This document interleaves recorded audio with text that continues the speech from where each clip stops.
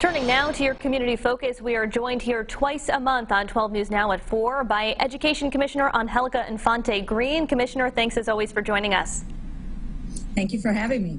This is the first time that we've had the chance to speak since the Providence Teachers Union took a vote of no confidence in both you and Superintendent Harrison Peters. Earlier this week, they called for an end to the state takeover of Providence schools, calling it an abject failure. But we know they initially supported that takeover. So where did things turn sour? Well, I think that's part of the union playbook is to have a vote of no confidence.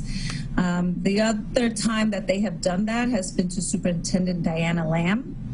And Harrison Peters, Diana Lamb, and I have a lot in common. So we both really support professional development, pushed curriculum. So I think it's about students when we're pushing students, and I think that there's been a lot of wanting to do things a certain way. And I think we need to give our teachers the space to be able to be innovative, our students, and we really have to really push the envelope. So we're not surprised, of course. I said when I first arrived here, everybody wants change until change happens. We have to change the way that we're thinking and doing business. And the contract has been very limiting for many, many years. I wanted to ask you about a comment that the Providence Teachers Union president made in a press release. She called you a mini Betsy DeVos, of course referring to the former education secretary in the Trump administration, over your support of charter schools. What do you make of that characterization? Well, I don't do name calling. I'm a teacher, and teachers don't teach that or exemplify that. So, that's up to her. She wants to call me a mini Betsy DeVos.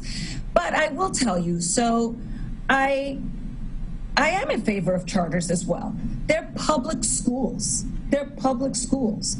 Parents are agnostic of who runs them.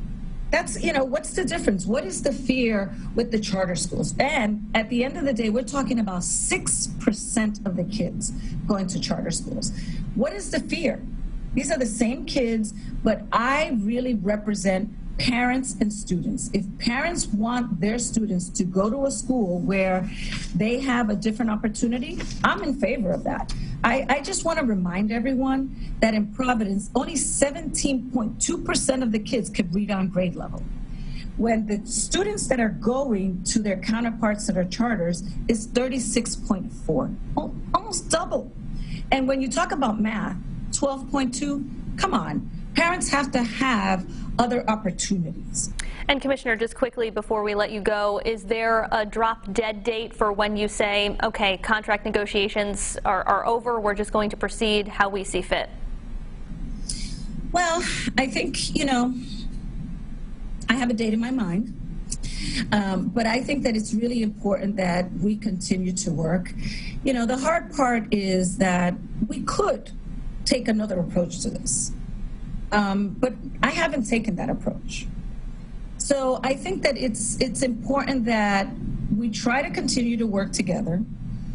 But what I want to make clear to all the teachers listening, please discern the information.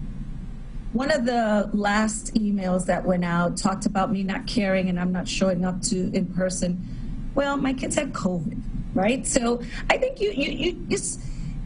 painting pictures of people and personal attacks is what we're trying to move away from. We're trying to focus in on the work that needs to happen in the classroom. Talk to me about that. Rhode Island Education Commissioner Angélica Infante-Green, thank you as always for your time. Thank you. And you can find my full conversation with the Commissioner right now on WPRI.com, including what she says about making those union contract negotiations a public process.